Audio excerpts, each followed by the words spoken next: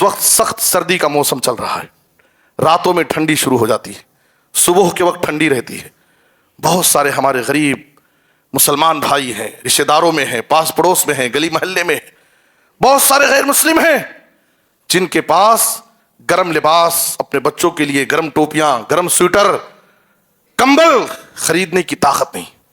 ہماری یہ ذمہ داری ہے، میں مالداروں سے صرف نہیں کہہ رہا ہوں، آپ میں سے ہر شخص سے کہہ رہا ہوں، ایک ایک آدمی سے کہہ رہا ہوں، آپ کے پاس 5 گرم ٹوپی خریدنے کی طاقت ہے، اٹھو جاؤ مارکیٹ، 5 گرم ٹوپی خرید کر کے لاؤ، 2 کمبل خریدو، 5 سویٹر خریدو، نکل جاؤ 10 بجے رات کو، 11 بجے رات کو، بس اسٹینڈوں میں جاؤ، ریلوے اسٹیشن پہ جاؤ، گورنمنٹ ہاسپٹلوں میں جاؤ، سڑک کے کنارے دیکھتے ہوئے جاؤ، کتنے غریب کمزور لوگ، مسافر، مزدور، مجبور لوگ بغیر کمبل کے ٹھنڈی راتوں میں سکڑتے ہوئے، تڑپتے ہوئے رات گزارتے۔ ان کو کمبل اڑا کے آ جاؤ، ان کو سویٹر دو، ان کو گرم ٹوپی پہنا کر کے آؤ۔ یہ بہت بڑا کار خیر ہے، یہ وقت کا تقاضا ہے۔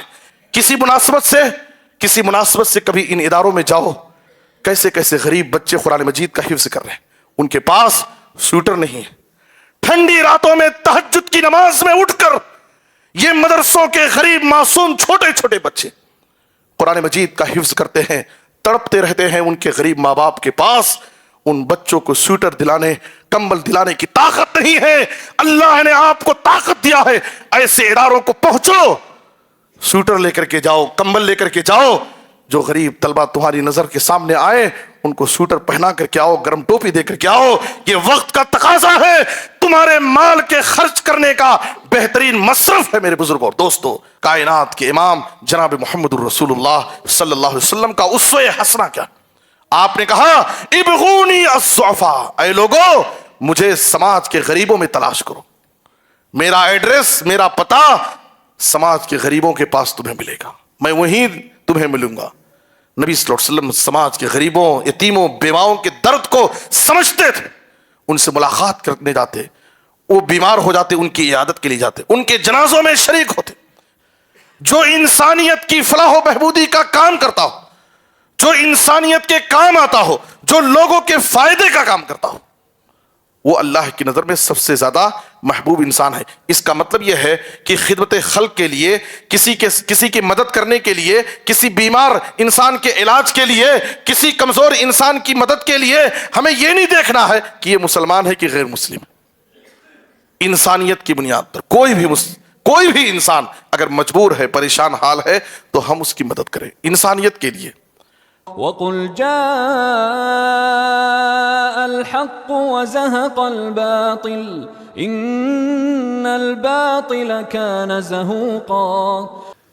إن الحمد لله نحمده ونستعينه ونستغفره ونعوذ بالله من شرور أنفسنا ومن سيئات أعمالنا، من يهده الله فلا مضل له ومن يضلله فلا هادي له، وأشهد أن لا إله إلا الله وحده لا شريك له، وأشهد أن محمدا عبده ورسوله، يا أيها الذين آمنوا اتقوا الله حق تقاته ولا تموتن إلا وأنتم مسلمون، يا أيها الناس اتقوا ربكم الذي خلقكم من نفس واحدة وخلق منها زوجها وبث منهما رجالا كثيرا ونساء، واتقوا الله الذي تساءلون به والأرحام إن الله كان عليكم رقيبا، يا أيها الذين آمنوا اتقوا الله وقولوا قولا سديدا يصلح لكم أعمالكم ويغفر لكم ذنوبكم، ومن يطع الله ورسوله فقد فاز فوزا عظيما، أما بعد فإن خير الحديث كتاب الله، وأحسن الهدي هدي محمد صلى الله عليه وسلم، وشر الأمور محدثاتها وكل محدثة بدعة وكل بدعة ضلالة وكل ضلالة في النار۔ أعوذ بالله من الشيطان الرجيم، بسم اللہ الرحمن الرحیم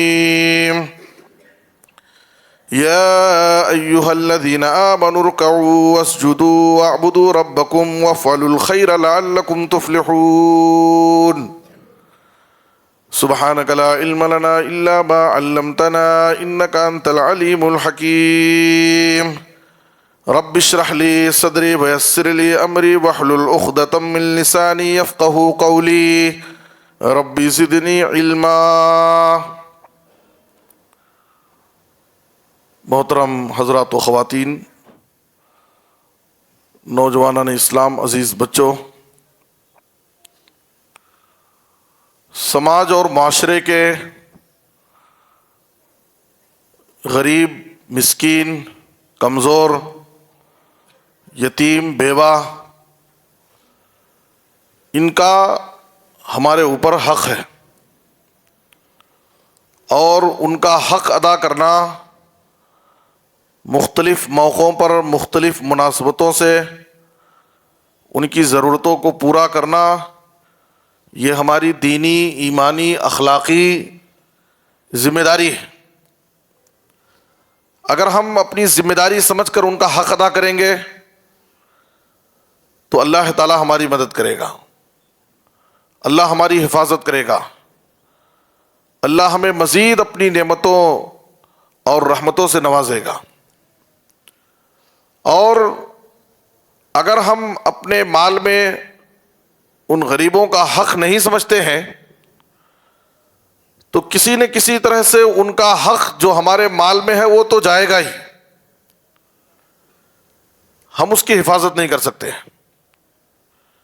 سورہ اسراء کی آیت نمبر 26 میں اللہ تعالیٰ نے کہا، آیت کے لفظ پر غور کیجئے، وَآتِ ذَا الْقُرْبَى حَقَّهُ وَآتِ ذَا الْقُرْبَى حَقَّهُ وَالْمِسْكِينَ وَابْنَ السَّبِيلِ، رشتہ داروں کو ان کا حق دے دو۔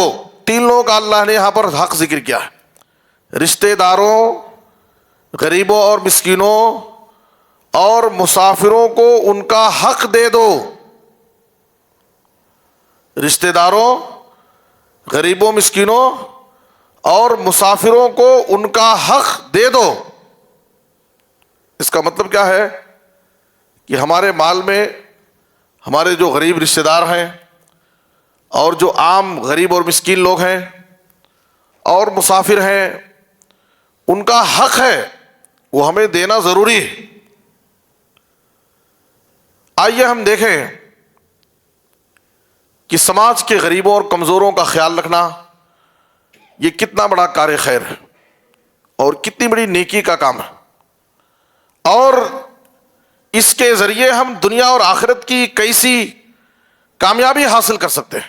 سورہ حج کی آیت نمبر 70 پر 7 میں اللہ نے فرمایا، یا ایھا الذین آمنوا ارکعوا واسجدوا واعبدوا ربکم وافعلوا الخیر لعلکم تفلحون۔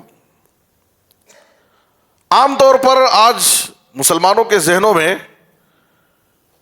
نیکی اور بھلائی کا جو تصور ہے وہ کیا ہے؟ مسجد کی حد تک، یعنی مسجد میں آنا، نماز پڑھنا، تلاوت کرنا، ذکر کرنا، دعا کرنا، توبہ اور استغفار کرنا، یہ سب کیا ہے؟ روزہ رکھنا، حج عمرے کرنا، یہ نیکی ہے۔ یقیناً یہ سب بڑی نیکیاں ہیں اور ہمارے درجات کی بلندی کے لیے، ہمارے گناہوں کی مغفرت کے لیے، ہماری دنیا اور آخرت کی کامیابی کے لیے بہت بڑی بڑی عبادتیں ہیں، اس میں کوئی شک شبہ نہیں۔ لیکن یہی سب کچھ نیکیاں نہیں ہیں، بلکہ نیکیوں کا ایک بڑا وسیع پیمانہ ہے، نیکیوں کا ایک وسیع تصور ہے اسلام میں۔ چند مخصوص نیکیوں کو صرف نیکی سمجھنا یہ بہت بڑی غلط فہمی ہے۔ اس آیت میں، سورہ حج کی آیت نمبر 70 پر 7 میں اللہ نے کیا فرمایا؟ اے ایمان والو، رکوع کرو، سجدہ کرو، اپنے رب کی عبادت کرو، اور آگے کیا کہا؟ وَافْعَلُوا الْخَيْرَ، اور تم خیر اور بھلائی کے کام کرو۔ خیر کا لفظ بڑا جامع لفظ ہے.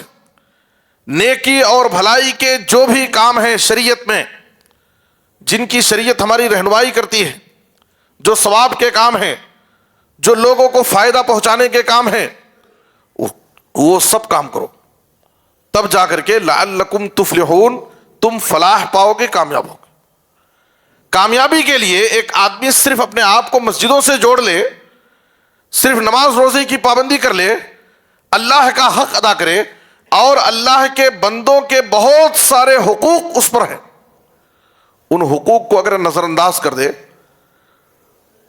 تو کامیاب نہیں ہو سکتا ہے.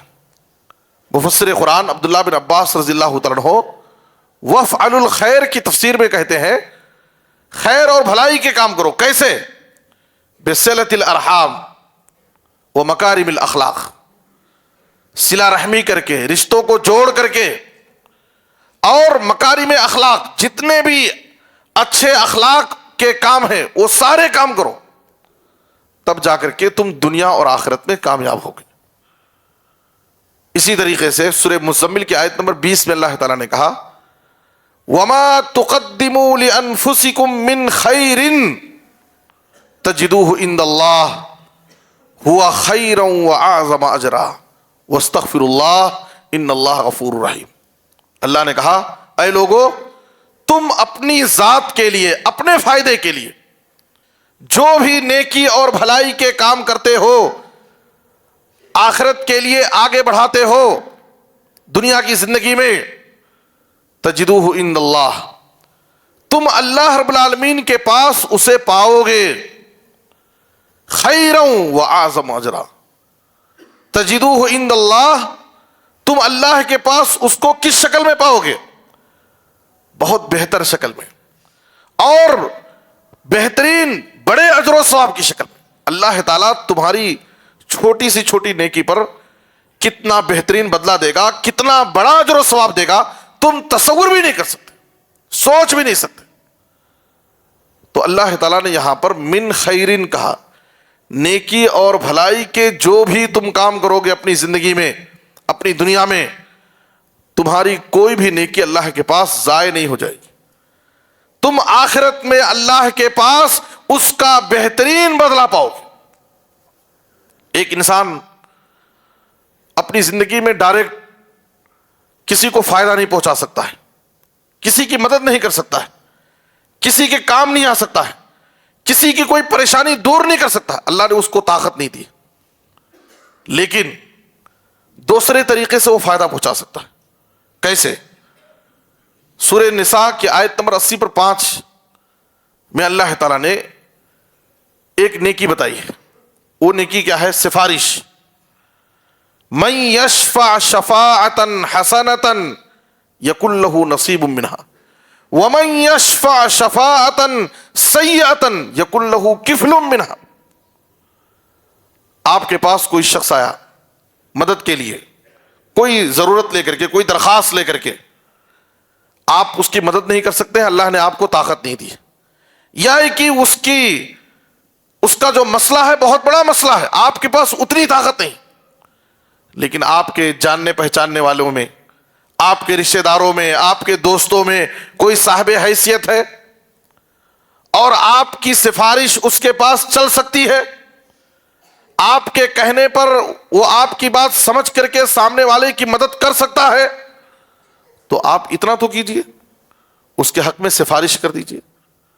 اگر آپ کسی اچھے اور بھلے کام میں، نیکی کے کام میں سفارش کریں گے تو آپ کو بھی اس نیکی کا ایک حصہ ملے گا. لیکن یاد رکھو، اگر کسی غلط کام میں، برائی کے کام میں، گناہ کے کام میں سفارش کریں گے تو آپ گناہ میں حصے دار ہوں گے.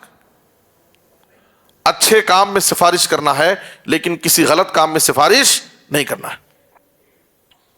نبی صلی اللہ علیہ وسلم کے بارے میں ہے صحیح بخاری کی حدیث، کان رسول اللہ صلی اللہ علیہ وسلم اذا جاءه السائل او طلب الیہ حاجہ قال اشفعوا تؤجروا. نبی صلی اللہ علیہ وسلم کے پاس جب کوئی سائل، کوئی مانگنے والا آتا، یا کوئی ضرورت لے کر کے، کوئی مسئلہ لے کر کے آپ کے پاس کوئی آتا، تو نبی صلی اللہ علیہ وسلم کہتے کہ اے لوگو سفارش کرو، تم اجر و ثواب پاؤ گے. سفارش کرو.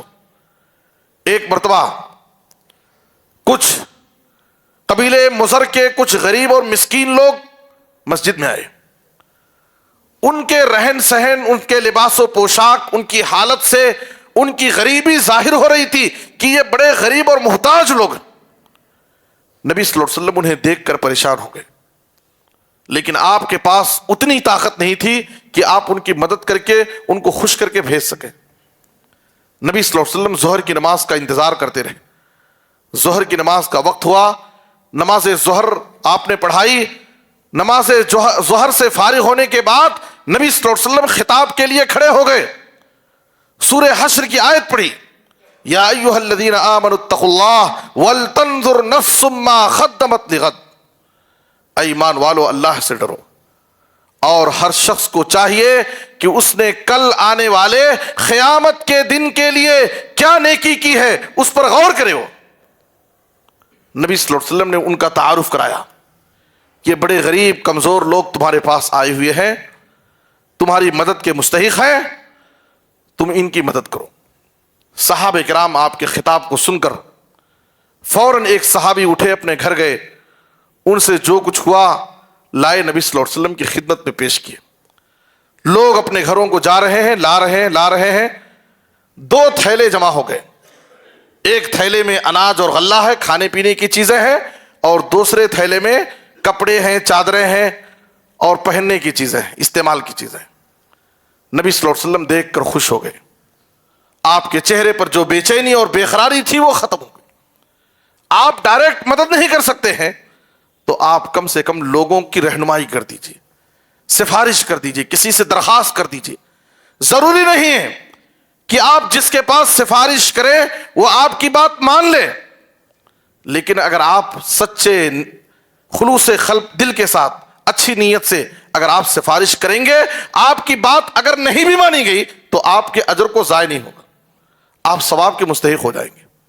میرے بزرگ اور دوستو، نبی صلی اللہ علیہ وسلم کے پاس ایسے بہت سارے مسئلے آتے تھے، لیکن کسی غلط کام میں، کسی حرام کام میں، ظلم کے معاملے میں کسی کا سپورٹ نہیں کرنا ہے. ایک مرتبہ قبیلے مخزومیہ کی عورت نے چوری کر لی. بڑے خاندان کی لڑکی تھی. اسلامی عدالت میں چوری کی سزا یہ ہے کہ اس کا ہاتھ کاٹا جائے. اب وہ لوگ بہت فکر مند ہیں کہ نبی صلی اللہ علیہ وسلم کے پاس جب یہ مسئلہ جائے گا تو آپ ہمارے خاندان کی عورت کا ہاتھ کاٹیں گے، اس لیے آپ کے پاس سفارش کرائی جائے. جو آپ کے سب سے قریبی ہو ان کے ذریعے سے سفارش کرائی جائے. اسامہ بن زید کے پاس گئے اور اپنا مسئلہ ذکر کیا. اسامہ بن زید نبی صلی اللہ علیہ وسلم کے پاس آئے سفارش لے کر کے، اے اللہ کے رسول، ایسا ایسا مسئلہ ہے، آپ اس عورت کا ہاتھ مت کاٹیے. نبی صلی اللہ علیہ وسلم یہ سفارش سنتے ہی غضبناک ہو گئے، غصے میں آ گئے.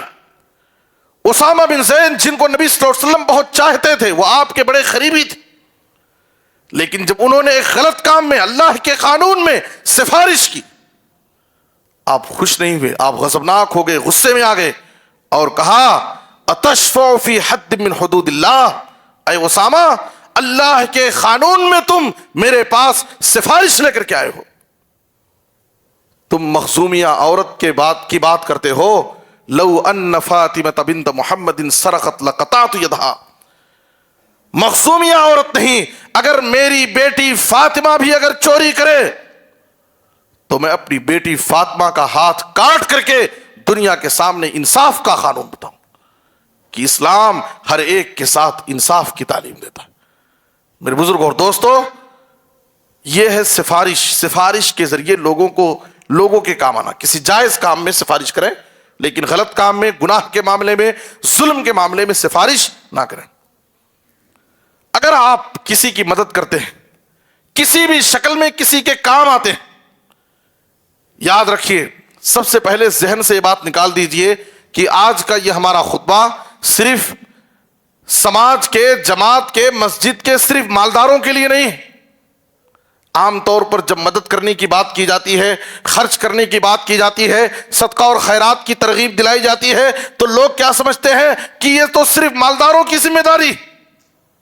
نہیں، ہمارا خطبہ ہمارے مخاطب ہر ایک ہے، سب کو ہم سے، سب سے ہمارا خطاب، خواتین سے بھی ہماری گزارش، نوجوانوں سے، بزرگوں سے، ہر ایک سے میری گزارش، آپ سماج کے غریبوں کا درد سمجھیے، سماج میں کیسے محتاج ضرورت مند لوگ ہیں جو آپ کی مدد کے محتاج ہیں، اور یہ بہت بڑا کار خیر ہے۔ جناب محمد الرسول اللہ صلی اللہ علیہ وسلم نے فرمایا، من نفس عن مؤمن کربۃ من کرب الدنیا نفس اللہ عنہ کربۃ من کرب یوم القیامہ ومن یسر علی معسر یسر اللہ علیہ فی الدنیا والآخرہ ومن ستر مسلما سترہ اللہ فی الدنیا والآخرہ واللہ فی عون العبد ما کان العبد فی عون اخیہ۔ صحیح مسلم کی حدیث ہے، آپ صلی اللہ علیہ وسلم نے کہا، دنیا میں اگر کسی مومن مسلمان بھائی کی کوئی تکلیف اگر ہم دور کر دیں تو اس کے بدلے میں کیا کرے گا اللہ؟ قیامت کی دن کی ہماری کوئی تکلیف اللہ دور کرے گا۔ اللہ اکبر۔ قیامت کے دن تو انبیاء بھی تکلیف میں رہیں گے، اولیاء بھی پریشان رہیں گے، بڑے بڑے اللہ والے بھی اللہ سے اس دن کی تکلیف سے بچنے کے لیے ربی سلم سلم کی دعائیں کرتے ہوں گے۔ کیا ہم نہیں چاہتے ہیں کہ دنیا میں کسی کی تکلیف کو ہم دور کر دیں اور اللہ تعالیٰ قیامت کے دن کی کوئی تکلیف ہماری دور کر دے؟ وَمَنْ يَسَّرَ عَلَى مُعْسِرٍ يَسَّرَ اللَّهُ عَلَيْهِ فِي الدُّنْيَا وَالْآخِرَةِ، دنیا میں کسی پریشان حال، مصیبت زدہ، تکلیف دہ انسان کی زندگی میں آسانی کر دے، اللہ دنیا میں بھی اور آخرت میں بھی اللہ ہمارے اوپر آسانی کرے۔ اللہ اکبر۔ یہ سب حدیثیں ہمارے عمل کی محتاج ہے، ہم اپنی زندگیوں میں عمل کریں۔ ومن ستر مسلمن سترہ اللہ فی الدنیا والآخرہ، کتنی عظیم حدیث۔ کسی مسلمان کی پردہ پوشی کریں، اس کے عیبوں پر پردہ ڈالتے، اللہ کیا کرے گا؟ دنیا میں بھی اور آخرت میں بھی اللہ ہمارے عیبوں پر پردہ ڈال دے گا۔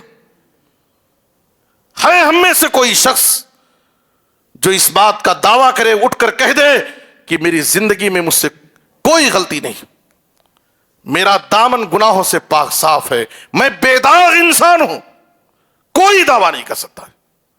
میرے بزرگوں، دوستو، ہر شخص سے غلطیاں ہوتی ہیں، ہر شخص کے اندر کمزوریاں ہیں، خامیاں ہیں، گناہ ہیں۔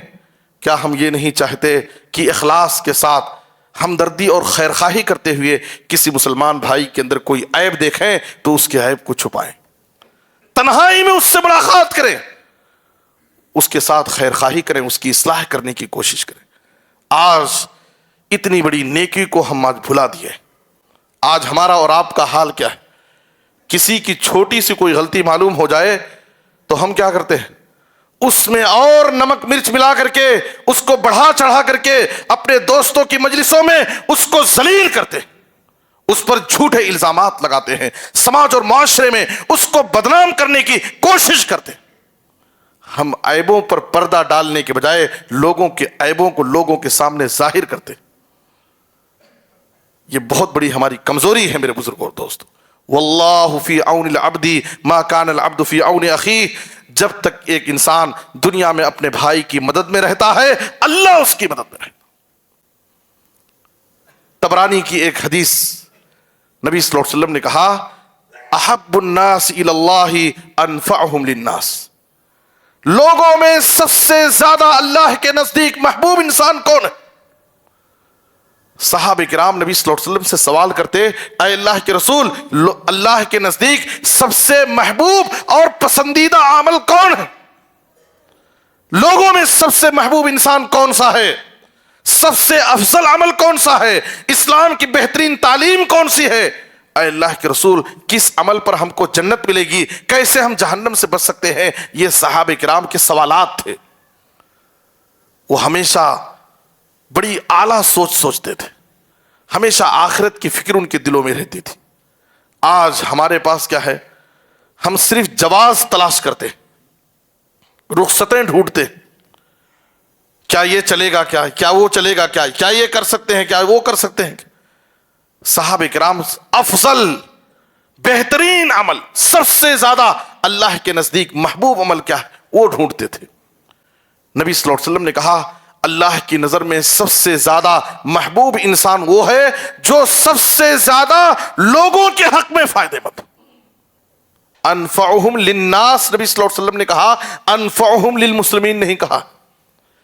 جو انسانیت کی فلاح و بہبودی کا کام کرتا ہو، جو انسانیت کے کام آتا ہو، جو لوگوں کے فائدے کا کام کرتا ہو، وہ اللہ کی نظر میں سب سے زیادہ محبوب انسان ہے. اس کا مطلب یہ ہے کہ خدمت خلق کے لیے، کسی کی مدد کرنے کے لیے، کسی بیمار انسان کے علاج کے لیے، کسی کمزور انسان کی مدد کے لیے ہمیں یہ نہیں دیکھنا ہے کہ یہ مسلمان ہے کہ غیر مسلم ہے. انسانیت کی بنیاد پر کوئی بھی انسان اگر مجبور ہے، پریشان حال ہے، تو ہم اس کی مدد کریں انسانیت کے لیے.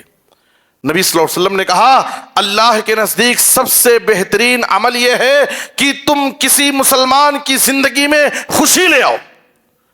وہ انسان قرض کے بوجھ تلے دبا ہوا ہے، اس کی زندگی میں بہت بڑا غم ہے، پریشانی ہے، اس کے قرضے کو دور کر کے اس کی زندگی میں آسانی لے آؤ. ایک انسان بھوکا ہے، بھوک سے تڑپ رہا ہے، اس کو کھانا کھلا کر کے اس کی زندگی میں خوشی لے آؤ. ایک انسان پیاسا ہے، اس کو پانی پلا کر کے اس کی زندگی میں خوشی لے آؤ. ایک انسان کے پاس پہننے کے لیے کپڑے نہیں ہیں، اس کو لیے لباس کا انتظام کر کے اس کی زندگی میں خوشی لے آؤ. ایک انسان کسی بھی طریقے سے تکلیف میں ہے، اس کی تکلیف کو دور کر کے اس کی زندگی میں خوشی لے آؤ. یہ اللہ کے نزدیک سب سے بہترین عمل ہے. اور یہ کتنا بڑا کار خیر ہے میرے بزرگوں اور دوستو. نبی صلی اللہ علیہ وسلم نے کہا وَلَأَنْ أَمْشِي، غور سے سنیے متوجہ ہو کر، وَلَأَنْ أَمْشِي مَعَ الْأَخِ الْمُسْلِمِ فِي حَاجَةٍ أَحَبُّ إِلَيَّ أَنْ أَعْتَكِفَ فِي هَذَا الْمَسْجِدِ یعنی مسجد المدینہ شہرًا. آپ نے کہا کہ میں کسی مسلمان بھائی کی کوئی ضرورت پورا کرنے جاؤں، میں کسی مسلمان کی مدد میں لگا رہوں، یہ بات میرے نزدیک زیادہ پسندیدہ ہے اس بات سے کہ میں مسجد نبوی میں 1 مہینے کا اعتکاف کروں. اللہ اکبر. اعتکاف کتنی بڑی عبادت ہے، وہ بھی مسجد نبوی میں اعتکاف. اللہ اکبر. کتنے دن کا اعتکاف؟ 1 مہینے کا اعتکاف مسجد نبوی میں.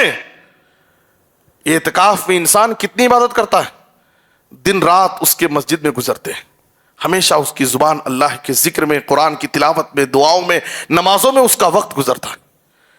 مسجد نبوی میں 1 مہینے کے اعتکاف سے بہتر یہ ہے کہ ہمارے محلے میں، گلی میں، پاس پڑوس میں کوئی مسلمان پریشان حال ہے، پریشانی میں پھنسا ہوا ہے، میں اس کی مدد میں لگا رہوں، میں اس کی تکلیف کو دور کرنے چلا جاؤں. مسجد نبوی کے 1 مہینے کے اعتکاف سے بھی بہتر ہے. اللہ اکبر. پتا کیا چلا؟ یہی ہے عبادت، یہی دین و ایمان کی کام آئے دنیا میں. انسان کے انسان خدا رحم کرتا نہیں اس بشر پر، نہ ہو درد کی چوٹ جس کے جگر پر، کرو مہربانی تم اہل زمین پر، خدا مہربان ہوگا عرش بری پر. سنن ترمذی کی حدیث میں جناب محمد الرسول اللہ صلی اللہ علیہ وسلم نے فرمایا ارحموا من فی الارض یرحمکم من فی السماء. اے لوگو زمین والوں پر تم رحم کرو، آسمان والا تم پر رحم کرے گا. یہ اللہ کا قانون ہے. ہم اللہ کے بندوں کے ساتھ جیسا معاملہ کریں گے اللہ ہمارے ساتھ ویسا ہی معاملہ کرے گا. ایک اور حدیث کے اندر آپ صلی اللہ علیہ وسلم نے کہا صنائع المعروف تقی مصارع السوء. اے لوگو نیکی کے کام یا آفتوں سے، بلاؤں سے، بری موت سے بچاتی. نیکی اور بھلائی کے کام، کون سی نیکی آپ کے کب کام آ جائے ہم نہیں جانتے ہیں. اور صدقۃ ان الصدقۃ خفیا تطفئ غضب الرب، خفیہ طور پر چھپ کر کے کسی کو صدقہ دینا یہ رب کے غضب کو ٹھنڈا کر دیتا ہے. وصلۃ الرحم تزید فی العمر، اور صلہ رحمی رشتوں کو جوڑنا یہ انسان کی عمر میں برکت کا ایک ذریعہ ہے. آج کتاب و سنت کی تعلیمات کو ہم سنتے ہیں، لیکن سن کر کے کانوں کا مزہ لے کر کے ہم ختم کر دیتے ہیں، ہماری عملی زندگیوں میں وہ نہیں آتی. ضرورت اس بات کی ہے کہ ہم قرآن و حدیث کی جو بھی باتیں سنتے ہیں اس کے سب سے اولین مخاطب ہم اپنے آپ کو سمجھیں. یہ بات میرے لیے، میں اپنے اعمال کا جائزہ لوں، اپنے نفس کا جائزہ لوں، اپنی خامیوں کو تلاش کروں. کیا میں ان حدیثوں پر عمل کر رہا ہوں؟ اسلام کی ان تعلیمات پر میرا عمل ہے یا نہیں؟ ہم اپنے آپ کو اس کا مخاطب سمجھیں. جو بھی ہم باتیں سنتے ہیں اس کو ہم دوسروں کے اوپر پھیر دیتے ہیں. یہ تو مالداروں کے لیے، یہ تو ذمہ داروں کے لیے، یہ فلاں کے لیے، یہ علماء کے لیے ہے، یہ فلاں کے لیے ہے. اور ہم اپنے لیے کیا رکھتے ہیں؟ کتاب و سنت کی جو بھی تعلیمات ہم سنیں، سب سے پہلے اس کے مخاطب ہم اپنے آپ کو سمجھیں. کائنات کے امام جناب محمد الرسول اللہ صلی اللہ علیہ وسلم کا اسوہ حسنہ کیا؟ آپ نے کہا ابغونی الضعفاء، اے لوگو مجھے سماج کے غریبوں میں تلاش کرو. میرا ایڈریس، میرا پتہ سماج کے غریبوں کے پاس تمہیں ملے گا، میں وہیں تمہیں ملوں گا. نبی صلی اللہ علیہ وسلم سماج کے غریبوں، یتیموں، بیواؤں کے درد کو سمجھتے تھے. ان سے ملاقات کرنے جاتے، وہ بیمار ہو جاتے ان کی عیادت کے لیے جاتے، ان کے جنازوں میں شریک ہوتے. نبی صلی اللہ علیہ وسلم نے اس ولیمے کی دعوت کو سب سے بدترین کھانا بتایا جس ولیمے کی دعوت میں صرف سماج کے مالداروں کو جمع کیا جائے اور جماعت کے جو غریب ہیں، مسجد کے جو غریب ہیں، مؤذن ہیں، محلے کے جو غریب لوگ ہیں ان کو چھوڑ دیا جائے. جو آنا نہیں چاہتا ہے اس کو بلا بلا کر کے ہم اپنی تقریب میں، اپنی شادیوں میں بلاتے ہیں، 10 بار ان کو فون کرتے ہیں، یاد دلاتے ہیں. بیچارہ مسجد کا مؤذن ہے، محلے کا غریب انسان ہے، رشتہ داروں میں جو غریب ہے، ہم اسے جان بوجھ کر بھول جاتے. کہتے ہیں کہ یہ ہمارے تو اسٹیٹس کے خلاف، ہمارے اسٹیٹس کے خلاف. ہماری دعوتوں میں ایم ایل اے صاحب، کاؤنسلر صاحب، فلاں صاحب رہنا، یہ ہماری دعوت کا اسٹیٹس ہے. میرے بزرگوں اور دوستو، نبی نے کہا سب سے بدترین دعوت ہے وہ جس دعوت میں صرف مالداروں کو جمع کیا جائے اور غریبوں کو چھوڑ دیا جائے. میں آخری بات جو آپ کے سامنے رکھنا چاہتا ہوں، باتیں بہت ہیں. اس وقت سخت سردی کا موسم چل رہا ہے، راتوں میں ٹھنڈی شروع ہو جاتی ہے، صبح کے وقت ٹھنڈی رہتی ہے. بہت سارے ہمارے غریب مسلمان بھائی ہیں، رشتہ داروں میں ہیں، پاس پڑوس میں ہیں، گلی محلے میں ہیں. بہت سارے غیر مسلم ہیں جن کے پاس گرم لباس، اپنے بچوں کے لیے گرم ٹوپیاں، گرم سویٹر، کمبل خریدنے کی طاقت نہیں. ہماری ذمہ داری ہے. میں مالداروں سے صرف نہیں کہہ رہا ہوں، آپ میں سے ہر شخص سے کہہ رہا ہوں، ایک آدمی سے کہہ رہا ہوں. آپ کے پاس 5 گرم ٹوپی خریدنے کی طاقت ہے، اٹھو جاؤ مارکیٹ، 5 گرم ٹوپی خرید کر کے لاؤ. 2 کمبل خریدو، 5 سویٹر خریدو، نکل جاؤ. 10 بجے رات کو، 11 بجے رات کو بس اسٹینڈوں میں جاؤ، ریلوے اسٹیشن پہ جاؤ، گورنمنٹ ہاسپٹلوں میں جاؤ، سڑک کے کنارے دیکھتے ہوئے جاؤ کتنے غریب، کمزور لوگ، مسافر، مزدور، مجبور لوگ بغیر کمبل کے ٹھنڈی راتوں میں سکڑتے ہوئے، تڑپتے ہوئے رات گزارتے. ان کو کمبل اڑا کے آ جاؤ، ان کو سویٹر دو، ان کو گرم ٹوپی پہنا کر کے آؤ. یہ بہت بڑا کار خیر ہے. یہ وقت کا تقاضا ہے، یہ وقت کا تقاضا ہے. آج عیسائی مشنریاں یہی کام کر کے اپنے باطل مذہب کو پھیلا رہی ہیں. یہ اسلام کا کام ہے، مسلمانوں کا کام ہے. مسلمان خواب غفلت میں سویا ہوا ہے اور پھر مسلمان شکوہ اور شکایت کرتا ہے آج حکومت کا ہم پر یہ ظلم ہے، حکومتیں ہم پر یہ ظلم کر رہی ہیں. تم اللہ کے بندوں پر کتنا ظلم کر رہے ہو. اسلام کی دعوت زبان سے بھی کرنا ہے، اپنے عمل سے بھی کرنا ہے، اپنے اخلاق سے بھی کرنا ہے. نکلو اللہ کی زمین میں، جس راستے سے تم کسی کے کام آ سکتے ہو، فائدہ پہنچا سکتے ہو، فائدہ پہنچاؤ. تم اپنی ذات کو مفید بناؤ، مضر مت بناؤ. مسلمان جہاں بھی رہتا ہے رحمت بن کر کے رہے، کہیں کسی کے لیے زحمت نہ بنے. جس مسلمان، جس گلی میں، جس محلے میں، جس علاقے میں ایک مسلمان گھر بھی ہو، اس گلی کے لوگ، اس محلے کے لوگ یہ سمجھیں کہ یہ ہمارا مسیحا ہے. یہ اگر ہمارے گلی محلے میں کسی کو تکلیف ہوگی، سب سے پہلے عبداللہ نام کا شخص ہماری مدد کے لیے کھڑے ہو کر بھاگ کر آئے گا. لوگ ہم کو اپنا ہمدرد سمجھیں. آپ اپنے اخلاق کے ذریعے اسلام کے بہترین ترجمان بنو. ایک مسلمان جب چلتا ہے، گھر سے نکلتا ہے، اس کے ساتھ اسلام چلتا ہے. ہم کو لوگ دیکھ کر کے اسلام کو دیکھتے ہیں کہ اسلام کیسا دین ہے، ہمارے اخلاق کو دیکھ کر، ہماری بد اخلاقیوں کو دیکھ کر کے، ہماری ظلم و زیادتی کو دیکھ کر کے، ہماری وعدہ خلافی کو دیکھ کر کے، ہماری خیانتوں کو دیکھ کر کے، ہماری دھوکہ دھڑی کو دیکھ کر کے لوگ مسلمانوں سے بدظن ہو رہے ہیں اور اسلام سے متنفر ہو رہے ہیں۔ ضرورت اس بات کی ہے کہ اپنے اعلیٰ اخلاق سے، اپنے بہترین کردار سے اسلام کے سچے ترجمان بنو، اسلام کے تعارف کرنے میں اپنا بہترین کردار ادا کرو۔ اللہ ہم سب کو اچھی سمجھ اور نیک عمل کی توفیق دے، خدمت خلق کرنے کی توفیق عطا فرمائے، انسانیت کی فلاح و بہبودی کا کام کرنے والا بنائے۔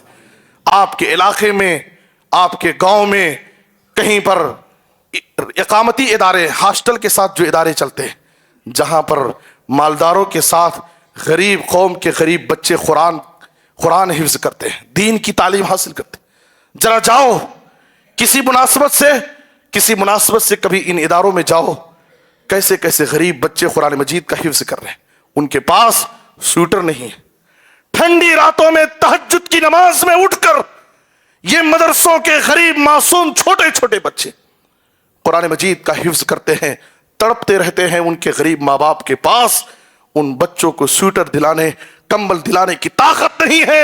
اللہ نے آپ کو طاقت دیا ہے، ایسے اداروں کو پہنچو، سویٹر لے کر کے جاؤ، کمبل لے کر کے جاؤ، جو غریب طلبہ تمہاری نظر کے سامنے آئے ان کو سویٹر پہنا کر کے آؤ، گرم ٹوپی دے کر کے آؤ۔ یہ وقت کا تقاضا ہے، تمہارے مال کے خرچ کرنے کا بہترین مصرف ہے میرے بزرگوں اور دوستو۔ اللہ ہم سب کو اچھی سمجھ اور نیک توفیق دے، آمین۔ وصلی اللہ علی نبینا محمد وآلہ وصحبہ اجمعین۔